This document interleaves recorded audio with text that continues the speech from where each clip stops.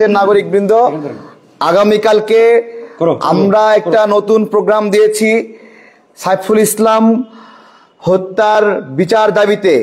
ইতিপূর্বে আমরা গত 3 দিন 3টি প্রোগ্রাম দিয়েছি। আমাদের প্রতিজ্ঞা হলো যতক্ষণ না পর্যন্ত সাইফুল ইসলাম আলিফ হত্যার বিচার না হবে ততক্ষণ পর্যন্ত আমাদের কর্মসূচি চলতে থাকবে।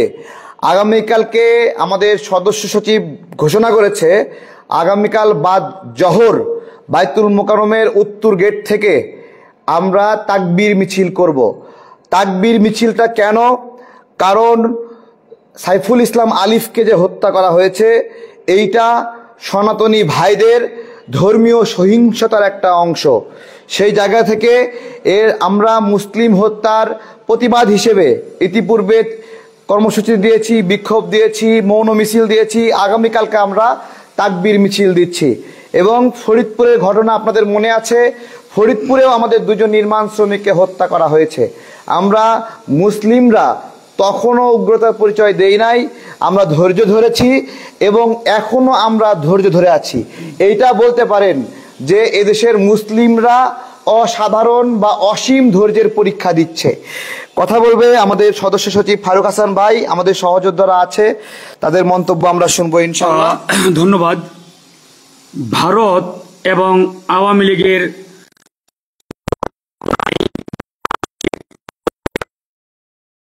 এই উগ্রবাদী সন্ত্রাসী সংগঠনটিকে, কিন্তু দুঃখের বিষয় কিছু কিছু তথাকথিত মিডিয়া এবং বাংলাদেশের আওয়ামী বুদ্ধিজীবী তারা এই ইসকনকে একটি ধর্মীয় সংগঠন হিসেবে প্রচারের জোর চেষ্টা চালাচ্ছে।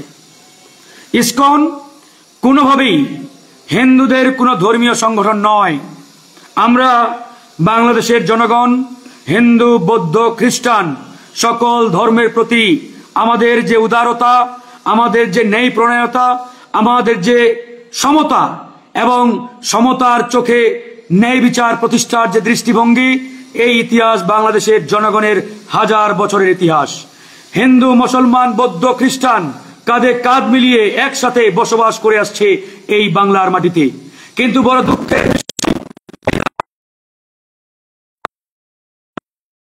সংগঠন RSS এর একটি সন্ত্রাসী শাখা হচ্ছে বাংলাদেশের এই ইসকন। কিন্তু এই ইসকনকে যারা এবং যে সকল মিডিয়া একটি ধর্মীয় সংগঠন হিসেবে প্রচার করার চেষ্টা করছে, এই মিডিয়াগুলো আদতে বাংলাদেশের গণমাধ্যম হিসাবে পরিচয় দেওয়ার কোনো নৈতিক অধিকার তাদের নেই। এরা বাংলাদেশের মাটিতে, বাংলাদেশের খাবে, বাংলাদেশের পড়বে আর ভারতীয় রয়ের এজেন্ডা বাস্তবায়ন করবে। সেই জায়গা থেকে আমরা তীব্র প্রতিবাদ জানিয়েছি এবং প্রতিবাদ জানাচ্ছি। আমরা অ্যাডভোকেট সাইফুল ইসলাম ওরফে আলিফ হত্যার বিচার চাই এবং এই বিচার না হওয়া পর্যন্ত আমাদের যে লড়াই, এই লড়াই ইনশাআল্লাহ চলবে। এই লড়াইয়ের অংশ হিসাবে আমরা আগামীকাল 30শে বাইতুল মোকাররম জাতীয় মসজিদের উত্তর গেটে আমরা একটি তাকবীর মিছিলের ঘোষণা দিয়েছি।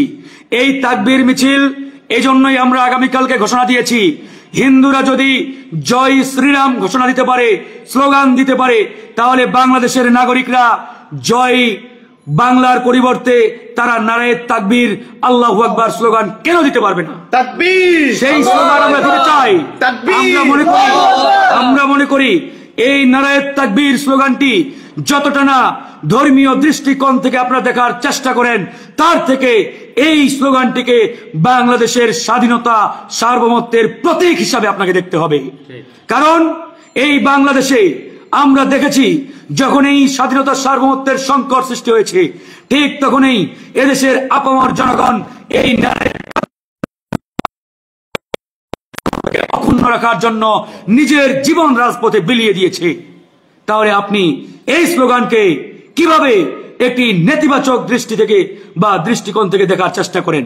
সেই জায়গায় আমরা স্পষ্ট বলেছি আমাদের এই লড়াই বাংলাদেশের স্বাধীনতা সার্বভৌমত্বকে রক্ষার লড়াই। সেই জায়গা থেকে আমাদের এই লড়াই চলছে, আমাদের এই লড়াই ইনশাআল্লাহ চলবে। অনেক ধন্যবাদ। আগামীকালকে আপনারা সবাই আসেন, আমরা একসঙ্গে বাইতুল মোকাররমে জোহরের নামাজ পর একসঙ্গে আমরা স্লোগান দিব, একসঙ্গে তাকবীর বলবো, তাকবীর, তাকবীর। ধন্যবাদ সবাইকে।